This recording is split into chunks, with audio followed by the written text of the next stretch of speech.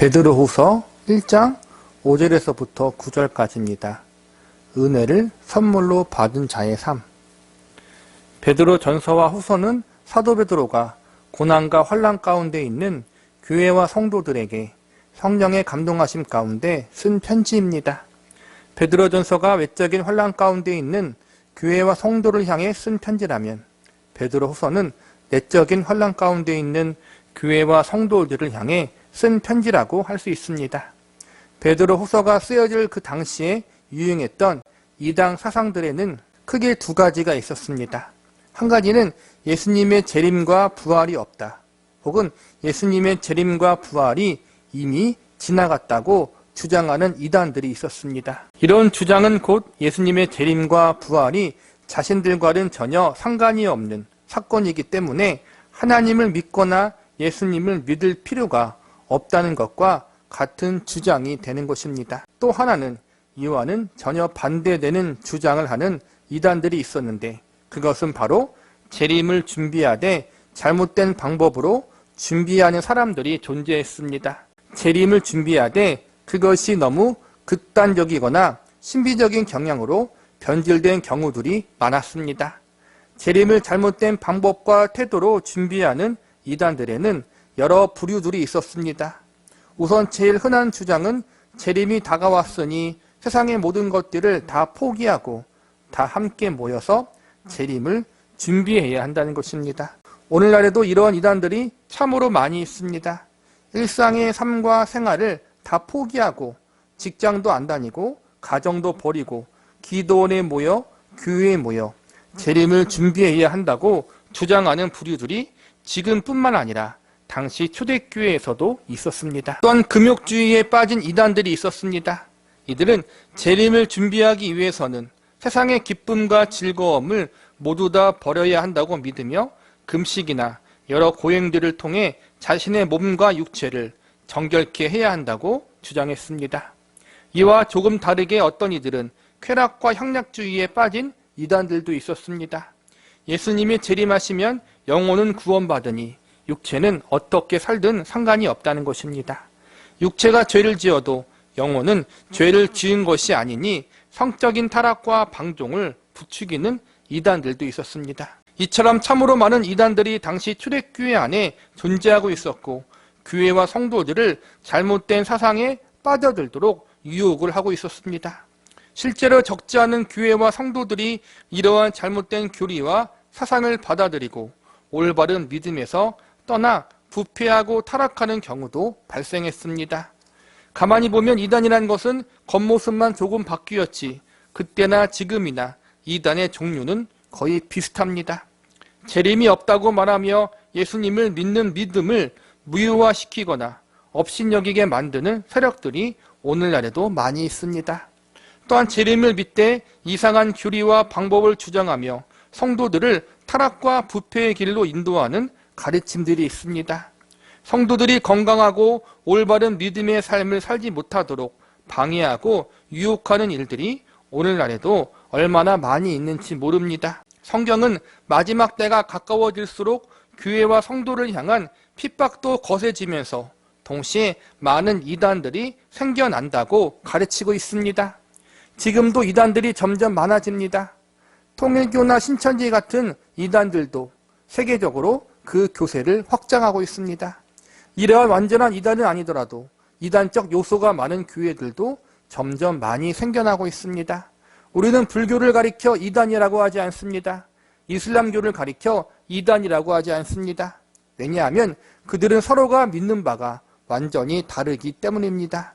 불교와 이슬람교를 가리켜 그냥 우리는 다른 종교라고 부릅니다. 불교나 이슬람교처럼 아예 다른 종교이면 그나마 괜찮습니다. 처음부터 믿음의 대상이 다르고 믿는 바가 다르니 서로의 갈 길을 가면 됩니다. 그런데 이단이 큰 문제가 되는 것은 우리가 보는 성경 말씀을 가지고 잘못된 진리를 전파하거나 주장하기 때문입니다. 그래서 기존 교회와 성도들이 미혹되어 이단의 잘못된 진리와 교리에 빠지기도 합니다. 이단들도 그들 자신을 기독교라고 부르고 교회라고 부릅니다. 자신들도 하나님을 믿고 예수님을 믿는다고 주장합니다. 그리고 성경을 믿는다고 이야기합니다. 그래서 많은 교회와 성도들이 이러한 겉모습 때문에 경계하지 못해 잘못된 길로 빠지는 경우들이 많이 있습니다. 이단들이 가장 잘 쓰는 방법이 무엇인지 아십니까? 성경 공부를 하는 것입니다. 성경 공부하자고 무료로 책을 나누어주고 세미나를 하고 제자 훈련을 시켜준다고 하니 기존의 교회와 성도들이 좋은 마음으로 그곳에 참석하다가 이단 사상에 현혹되는 경우들이 참으로 많이 있습니다. 이단이 문제가 되는 것이 바로 여기에 있습니다. 자기들끼리만 잘못된 사상을 추구하다가 나중에 그냥 멸망당하면 그만인데 괜히 주위에 있는 교회와 성도를 건들고 유혹하는 일들을 행한다는 것입니다. 이단들은 처음부터 아예 믿지 않는 사람, 불신자들을 목표로 하지 않습니다. 대부분 이미 믿고 있는 교회와 성도를 목표로 삼고 그들을 유혹하고 무너뜨리려고 애를 씁니다. 그래서 이단이 큰 문제가 되는 것입니다. 우리는 이러한 이단들과 잘못된 교리와 사상들을 가르치는 세력으로부터 우리 자신을 보호해야 하고 교회를 보호해야 합니다. 그러기 위해서 가장 필요한 것이 바른 성경의 진리를 아는 것입니다. 성경에서 가르치는 진리를 바르게 이해하고 있는 것이 이단의 잘못된 가르침과 영향으로부터 교회와 성도 자신을 지키는 예방책이 될 수 있는 것입니다. 그래서 베드로후서에서는 유난히 교리적인 부분들, 기독교 핵심 진리에 대해서 설명하고 이해시키기 위한 말씀들이 많이 등장합니다. 지난 시간에는 교회와 성도의 정체성에 대한 말씀, 그리고 구원과 성화의 은혜에 대한 말씀을 배웠습니다. 이러한 가르침들은 기독교의 매우 중요한 핵심 진리이기 때문에 베드로후서 시작부터 사도 베드로가 이러한 기본적인 진리부터 먼저 가르치고 있는 것입니다. 이러한 핵심적인 진리들을 바르게 알고 있어야 이단과 잘못된 세력의 공격으로부터 교회와 성도들을 지킬 수 있고 믿음을 든든히 세울 수 있기 때문입니다. 그래서 지난 시간 베드로후서 1장 전반부에서는 교회와 성도의 정체성은 교회를 세우고 성도를 부르신 하나님의 은혜와 사랑에 대한 믿음에 있음을 배웠습니다. 그리고 사랑과 은혜의 하나님이 예수님을 통해 교회를 세우셨고 성도를 부르셨음을 배웠습니다.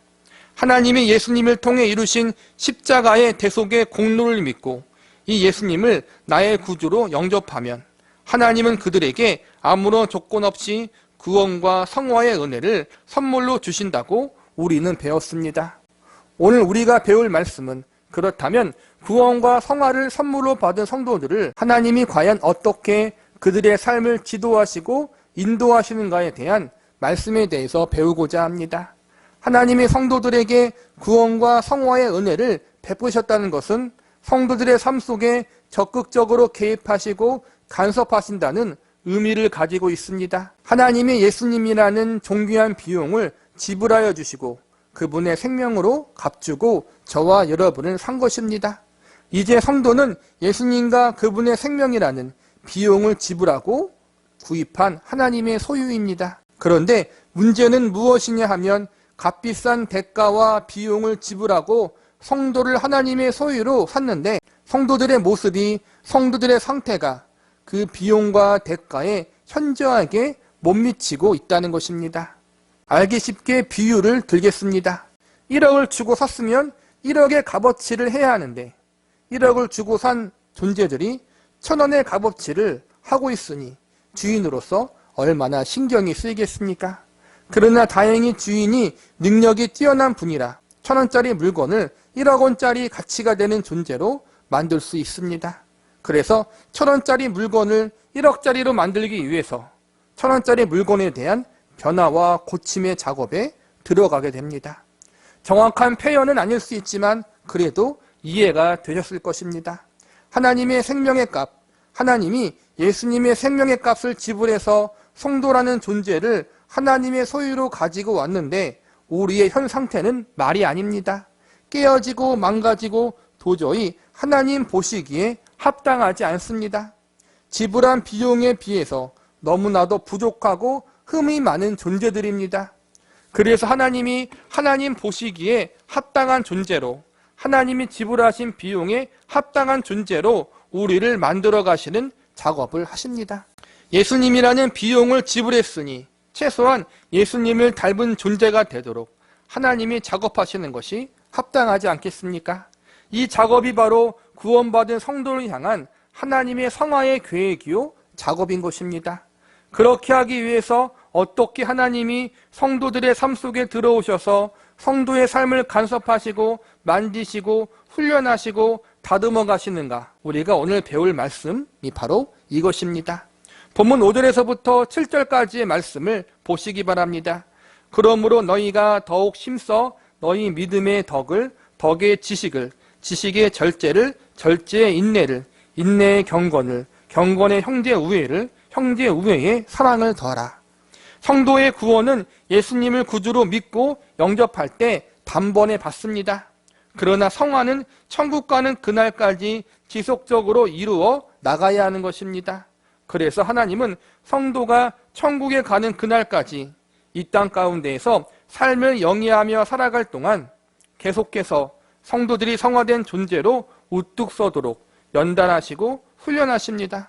어떻게 훈련하시고 연단하시냐 하면 바로 5절과 6절과 7절의 말씀에 나오는 것처럼 믿음과 덕과 지식과 절제와 인내와 경건과 우애와 사랑을 실천하며 적용하며 살아가는 성숙한 존재로 세우시는 것입니다. 5절에서부터 7절에 나오는 말씀들은 구원받은 성도들의 하나님 보시기에 합당한 존재로 살아가야 할 삶의 모습들이라고 할 수 있습니다. 성도들이 그들의 삶 속에서 이러한 삶을 살아갈 수 있도록 하나님이 만지시고 다듬는 일을 하시는 것이 성화의 삶이요 과정입니다. 성화의 과정 역시도 인간의 힘으로 가능한 것이 아닙니다. 하나님이 도우시고 붙잡아 두셔야만 이 일을 이룰 수 있습니다. 그래서 5절에 보면 더욱 힘쓰라라고 말씀하고 있습니다. 힘쓰라는 말은 내 힘으로 하라는 것이 아니라 하나님이 주신 힘으로 하라는 것입니다. 내가 할 수 없음을 고백하고 하나님이 나의 삶 속에서 내가 신의 성품에 참여하는 자, 예수 그리스도를 닮아가는 인격과 성품의 사람이 되도록 하나님의 은혜를 갈망하고 사모하며 그분을 간절히 의뢰하라는 말입니다. 성화란 성도의 믿음과 신앙이 자라가는 것입니다. 성도의 인격이 성장하고 성숙해가는 것입니다. 하나님이 구원의 은혜를 선물로 주신 성도들을 책임지시고 성도의 믿음과 인격이 주님을 닮아가는 존재로 이끌어 주실 것입니다. 그러나 동시에 우리도 우리를 위해 행하시는 하나님을 의지하고 그분의 말씀과 뜻에 순종하는 자세를 가져야 합니다. 하나님이 하십니다. 그러나 우리의 뜻과 생각을 하나님의 뜻에 굴복하기 위해서 힘쓰는 자들이 되어야 합니다. 믿음은 자라나고 성장하는 것입니다. 믿음이 자라나고 성장할수록 성도가 주님을 닮아가는 성화된 존재로 성숙해 나가는 것입니다. 다시 한번 말씀드리지만 성화가 되기 위해 힘쓰고 애쓰는 것이 우리의 삶 가운데 있어야겠지만 그것이 근거가 되어 성화가 이루어지는 것은 아닙니다. 구원이 하나님의 전적인 은혜이듯 성화 역시도 전적인 하나님의 은혜로 이루어지는 것입니다. 중요한 것은 나를 구원하시고 나를 성화된 존재로 만들어주실 하나님을 인정하고 받아들이는 것입니다. 그리고 그 하나님이 우리의 삶 속에 들어와 우리의 삶을 하나님의 뜻대로 만드시기 위해서 간섭하실 때 하나님의 간섭하심의 손길에 나의 뜻과 생각을 복종시키기 위해 힘써야 합니다. 나를 하나님의 뜻에 맞는 존재로 바꾸어 주시기 위해 나를 만지시고 고치시는 그 하나님의 뜻에 순종함으로 나아가야 합니다. 힘쓰라는 말이 바로 이러한 뜻입니다. 내가 내 자신을 변화시키는 원동력과 근거가 되지 않도록 조심해야 합니다. 우리는 하나님이 성도의 삶 가운데 무언가를 변화시키시고 이루기 위해 역사하실 때 그 하나님의 역사하심에 순종하고 순복하기에 힘써야 합니다. 즉 하나님이 우리들의 삶 가운데 우리를 변화시키고 새롭게 하기 위하여 역사하시는 일을 반드시 행하시는데 그 일에 우리가 전적으로 순종하고 복종하는 일에 힘써야 한다는 것입니다. 좀 더 쉬운 말로 표현하자면 하나님을 의지하고 신뢰함으로 힘쓰라는 것입니다. 본문 8절을 보시기 바랍니다. 이러한 것이 너희에게 있어 흡족한즉 너희로 우리 주 예수 그리스도를 알기에 게으르지 않고 열매 없는 자가 되지 않게 하려니와. 여기서 주목해서 볼 말씀은 알기에와 열매입니다. 열매를 맺는 자란 위에서 우리가 배운 말씀, 주님을 닮아가는 사람, 성화된 사람, 성령의 열매를 맺는 사람이 되라는 것입니다. 이처럼 우리가 열매를 맺는 사람이 되기 위해서 어떻게 해야 할까요? 다시 말하자면 구원과 성화의 은혜를 선물로 받은 우리들이 하나님의 뜻에 우리 자신의 뜻을 복종시키고 하나님 말씀에 우리 자신을 순종시키는 삶을 살기 위해서 어떻게 해야 할까요? 정답은 하나님을 알아야 합니다. 예수 그리스도를 알아야 합니다. 그래서 8절에서 주 예수 그리스도를 알기에 게으르지 않고라고 강조하고 있는 것입니다. 성경에서 안다는 말은 지식적인 알매에서 끝나지 않고 인격적인 알매의 자리까지 가는 것을 의미합니다. 예수님을 알아라라는 말의 의미도 그냥 머리로만 아는 것이 아니라 체험적으로 가슴으로 알라는 말입니다. 다시 반복하지만 체험적으로 알고 가슴으로 알라고 해서 심리적인 경험을 해야 한다는 것이 아닙니다. 전 인격적으로 그분을 만나고 그분을 경험하고 알라는 말씀입니다. 저와 여러분은 우리의 주님이신 예수 그리스도를 인격적으로 만나셨습니까? 그분과 인격적인 교제를 나누고 계십니까? 그분을 인격적으로 얼마나 깊이 알고 계십니까? 구원받은 하나님의 자녀들은 이미 예수 그리스도를 인격적으로 만난 사람들입니다. 하나님께로부터 구원과 성화의 은혜를 선물로 받았을 때 복음을 듣고 예수님을 나의 구주로 믿고 영접할 때 이 순간 성도들은 이미 예수님을 인격적으로 만나게 됩니다.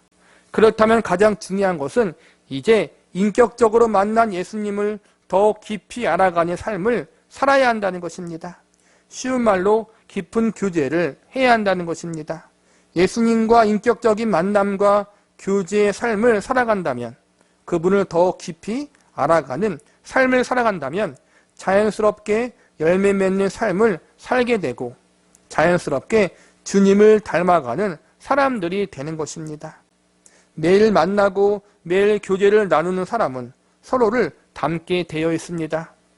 피상적인 만남이 아니라 깊은 교제, 마음을 나누고 삶을 나누고 상대방과 깊은 인격적 교제를 누리면 자연스럽게 서로가 닮기 마련입니다. 우리 역시 우리의 주님과 이러한 만남과 교제를 나누게 되면 자연스럽게 주님을 닮아가고 우리의 믿음이 성숙해지는 그러한 존재가 될 수 있는 것입니다. 예수님과 인격적인 교제를 누리다 보면 예수님이 어떠한 분이신지 더 깊이 알게 됩니다. 그러면 우리는 억지로가 아니라 자발적으로 그분의 권위에 순복하게 됩니다. 어쩔 수 없이 강압적으로가 아니라 감사함과 감격함으로 그분의 뜻에 복종하는 삶을 살게 되는 것입니다. 이것이 하나님이 그리고 예수님이 하나님의 백성과 자녀들에게 원하시는 바입니다. 하나님은 인격적인 분이십니다. 그래서 우리를 인격적으로 대하시기를 바라십니다. 하나님은 우리의 신앙생활이 억지로나 강압적인 것이 아닌 나를 불러주시고 하나님의 존귀한 백성과 자녀로 삼아주신 그 은혜와 사랑에 감사하고 감격하는 모습으로 신앙생활을 하기를 원하고 계십니다. 그리고 그렇게 나를 불러주시고 택하신 예수님이 나를 얼마나 사랑하시는지 그분 자신의 생명과 전부를 나를 위해 내어 놓으시기까지 나를 사랑하신다는 사실을 깨닫는다면 자연스럽게 이러한 삶을 살아가게 될 것입니다. 하나님 앞에 무언가 하기 위해서 노력하기 앞서서 먼저 하나님과 예수님에 대해서 알기에 힘쓰시기 바랍니다. 먼저 예수님의 생명을 내어주시기까지 나에게 가장 선하고 좋은 모든 것을 선물로 주시려고 하시는 하나님 아버지의 마음을 깨닫는다면 우리는 자연스럽게 감사와 감격으로 하나님을 예배하는 삶, 그분을 기뻐하고 영광 돌리는 삶의 자리에 가게 될 것입니다. 이러한 자리에 서기 위해서 우리는 하나님과 예수님을 알아가는 자리에 서야 합니다. 오늘보다 내일, 내일보다 그 다음 날이 주님을 더욱 깊이 알아가는 자리에 서야 합니다. 본문 9절을 보시기 바랍니다. 일한 것이 없는 자는 맹인이라 멀리 보지 못하고 그의 옛죄가 깨끗하게 된 것을 잊었느니라. 우리가 만약 그러지 못한다면 우리는 맹인과 다를 바가 없는 존재라는 것입니다. 맹인이 얼마나 답답하고 불편하겠습니까? 성도라고 불리움 받지만 스스로 그리스도인이라고 말하지만 주님을 알아가고자 하는 마음과 열망이 없다면 우리는 앞을 볼 수 없는 불쌍한 존재와도 같다는 것입니다. 삶이 답답하고 신앙생활을 하지만 자유가 없는 사람들이 되는 것입니다. 나를 향한 그 크신 하나님의 사랑과 예수 그리스도의 은혜에 대해서 알지 못한다는 것은 그분의 사랑과 은혜를 보지 못하는 것과 같고, 그러므로 영적인 맹인이라는 것입니다. 우리는 하나님의 뜻을 나에게 맞추는 것이 아니라 나의 뜻을 하나님의 뜻에 복종시키는 일에 힘써야 합니다. 억지로 복종시키는 것이 아니라 나를 향한 하나님의 크신 은혜와 사랑에 감격하는 마음으로 복종하는 자리로 가야 합니다. 그러기 위해서 우리는 예수님을 바르게 알아가는 사람들이 되어야 합니다. 하나님이 어떻게 그분의 가장 귀한 독생자를 우리에게 주셨는지, 예수님 자신이 어떻게 그분 자신의 전부를 내어놓으시기까지 저와 여러분을 사랑하셨는지 이것을 알기에 힘쓰시기 바랍니다. 그리고 그분과 더욱 깊은 인격적인 교제를 가지시기 바랍니다. 그분을 알아가고 또 알아가기에 애쓰시기 바랍니다. 하나님과 예수님을 알아가기를 더욱 사모하고 기대하고 간절히 소망하시기 바랍니다. 이것이 교회와 성도를 든든히 세우고 나 자신을 든든히 세울 수 있는 가장 중요한 비결입니다. 하나님을 알아가고 예수님을 알아가는 것이 악한 세력으로부터 우리를 지키고 보호하고 한 발 더 나아가 승리할 수 있는 비결입니다.